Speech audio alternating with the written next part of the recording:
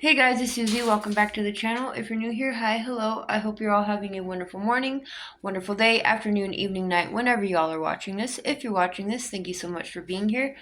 We are going to finish up chapter 4 from the 5 love languages. Notebooks and more.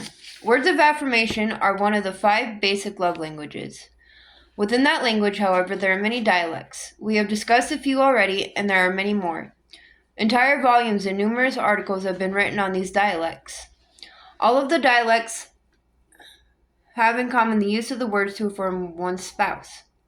Psychologist William James said that possibly the deepest human need is the need to feel appreciated.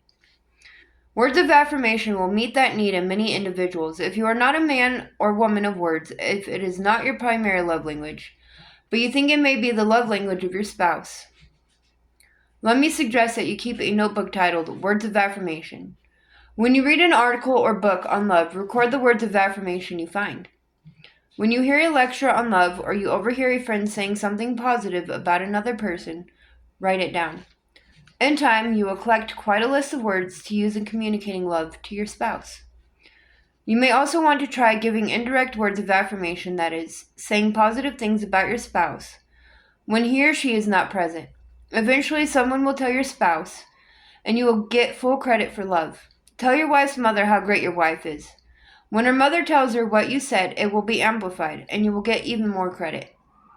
Also affirm your spouse in front of others when he or she is present. When you are given public honor for an accomplishment, be sure to share the credit with your spouse. You may also try your hand at writing words of affirmation. Written words have the benefit of being read over and over again. I learned an important lesson about words of affirmation and love languages years ago in Little Rock, Arkansas, when I visited Mark and Andrea in their home on a beautiful spring day. The setting was idyllic on the outside. Once inside, however, I discovered the truth. Their marriage was in shambles. 12 years and 2 children after the wedding day, they wondered why they had married in the first place.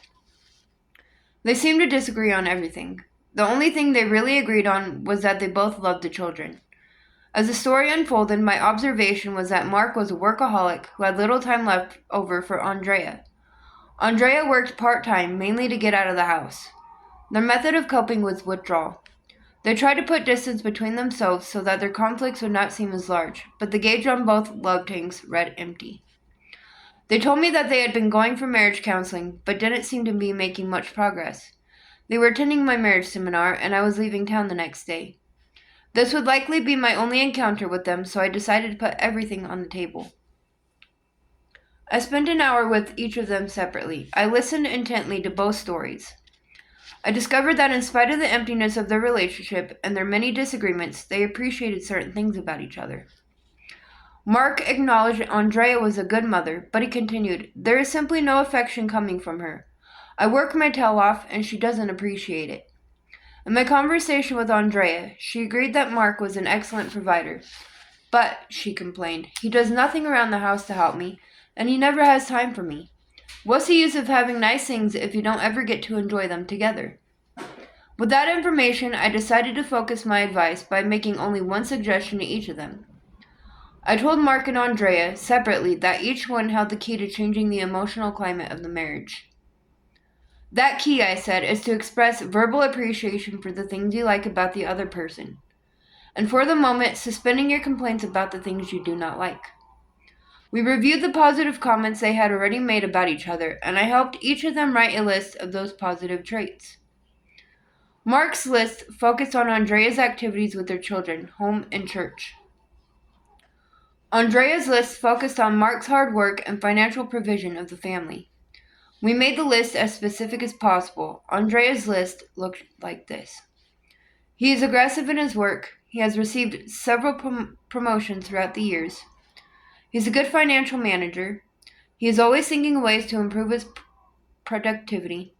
He's generous with finances and agrees I can use the money from my job any way I desire. Mark's list looked like this. She keeps our house clean and orderly. She helps the kids with their homework. She cooks dinner about 3 days a week. She teaches first grade Sunday school. She chauffeurs the children to all their activities. I suggested that they add to the list things they notice in the weeks ahead. I also suggested that twice a week they select one positive trait and express verbal appreciation for it to the spouse. I gave one further guideline. I told Andrea that if Mark happened to give her a compliment, she was not to give him a compliment at the same time, but rather she should simply receive it and say, "Thank you for saying that." I told Mark the same thing. I encouraged them to do that every week for 2 months, and if they found it helpful, they could continue. If the experiment did not help the emotional climate of the marriage, then they could write it off as another failed attempt. The next day, I got on the plane and returned home. I made a note to follow up with them 2 months later to see what had happened. When I called them in midsummer, I asked to speak to each of them individually. I was amazed to find that Mark's attitude had taken a giant step forward. He had guessed that I had given Andrea the same advice I had given him, but that was all right. He loved it. She was expressing appreciation for his hard work and his provision for the family. She has actually made me feel like a man again. We've got a ways to go, Dr. Chapman, but I really believe we are on the road. When I talked to Andrea, however, I found that she had only taken a baby step forward. She said, "It has improved some, Dr. Chapman. Mark is giving me verbal compliments as he suggested, and I guess he is sincere, but he's still not spending any time with me. He is still so busy at work that we never have time together." As I listened to Andrea, I knew that I had made a significant discovery. The love language of one person is not necessarily the love language of another. It was obvious that Mark's primary love language was words of affirmation. He was a hard worker and he enjoyed his work, but what he wanted most from his wife was expressions of appreciation for his work. That pattern was probably set in childhood, and the need for verbal affirmation was no less important in his adult life. Andrea, on the other hand, was emotionally crying out for something else. That brings us to love language number 2. Your turn. What would you most like to hear your spouse say to you? A quick thought about words of affirmation from Dr. Les and Leslie Parrott. I vacuum. Hold your applause. It comes easy. I, Les, don't have to be asked. No need for a nudge or even a pep talk. I'm a self-motivated vacuum vertuoso. Not only that, I make the bed. I'm talking crisp, OCD, hospital corners. Now I don't arrange and fluff countless decorative pillows for no apparent reason, because I'm not crazy. But I make the bed. Every day. Oh, if you're looking for clean towels, no need to ask. I do laundry, and Leslie knows fresh towels are always waiting. So come on. Pretty good, right? Then why is the meter on Leslie's love tank hovering below the midpoint? After all, she has to know how much I love her. Look at all the things I'm doing for her, right? Vacuuming, check.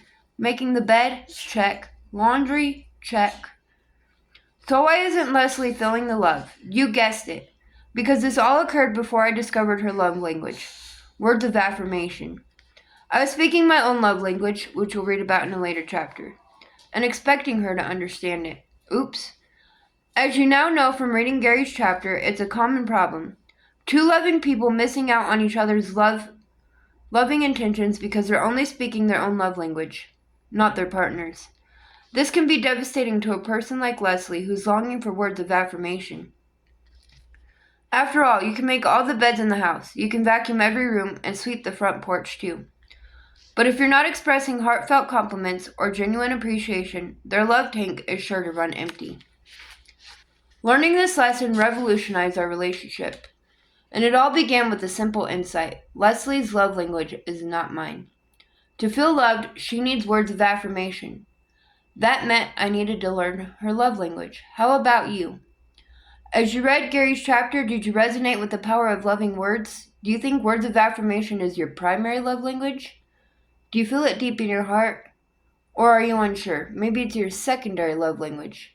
Or, if you're being honest, maybe you're having a tough time seeing what all the fuss is about. Perhaps it's a completely foreign love language to you. We don't have to guess. As we mentioned in the introduction, you can find out precisely where you land on the continuum. Take the free quiz at 5lovelanguages.com. And if you want to go deeper, take the full 5 Love Languages premium assessment and receive a detailed description and graphic display of how you and those you love experience words of affirmation. Whether it's your primary love language or not, you undoubtedly have a person or two in your life who's eagerly awaiting words of affirmation from you. It could be a spouse, a child, or even a friend. That's why we want to help you become more adept at expressing affection with compliments, appreciation, and encouragement. One more thing. You know about my vacuuming and bed making prowess, but I also used to be pretty good at maintaining Leslie's fuel tank in her car. Not anymore. She couldn't care less, especially after going electric. What matters far more than all of this is filling up and maintaining her emotional love tank. Before Gary helped me learn to speak Leslie's love language, I was trying to fuel a diesel engine with regular gasoline. It was a disaster. Vacuuming, bed making, laundry? Sure, I still do it, but it's for me as much as it is for her. What's different now is that I'm focused on becoming a love linguist for Leslie. I study her dialect, and I do my best to express affection, verbally and in writing, to keep her love tank as full as possible. And that's made all the difference. Do I ever fail? Miserably, of course. But I keep trying. The more I listen for indicators of her love language, the more love we both find. Oh, speaking of listening, I just heard the buzzer on our washing machine, and I need to add softener. Gotta go. If your spouse's love language is words of affirmation, 1. Hold on, baby. Hold on. To remind yourself that words of affirmation, hold on, baby, is your spouse's primary love language, print the following on a card and put it on a mirror or other place where you will see it daily. Words are important. Words are important. Words are important. 2. For 1 week, keep a written record of all the words of affirmation you give your spouse each day. You might be surprised how well or how poorly you are speaking words of affirmation. 3. Set a goal to give your spouse a different compliment each day for 1 month. If an apple a day keeps the doctor away, maybe a compliment a day will keep the counselor away. 4. Learn to say I love you or other expressions of affirmation in a couple of different languages. 5. Compliment your spouse in the presence of his parents or friends. You will get double credit. Your spouse will feel loved, and the parents will feel lucky to have such a great son-in-law or daughter-in-law. Y'all, I apologize. My 1-year-old is over here freaking out. I am so sorry. They're just being loud. 6. Look for your spouse's strengths and tell her how much you appreciate those strengths. Be specific. I like how you reach out to people at church who don't seem to have anyone to talk to. Or are you really keeping up with the job search? I know it'll pay off. 7. Occasionally email or text a note of affirmation during the day or when one of you is traveling. Or if you know your spouse is having a hard day, send a link to a funny website. And 8. Thank your mate for something they do routinely and wouldn't expect to be complimented for. And that, my friends, is the end of Chapter 4 from the 5 Love Languages. Is your primary love language words of affirmation? Let me know down in the comments. Again, you all know that I love hearing from you. I love discussing with you. That being said, I hope you all have a great rest of your morning, day, afternoon, evening, night, whenever y'all are watching this. And again, if you watch this, thank you so much for being here. And I will see you guys again very soon with another video. Bye, guys.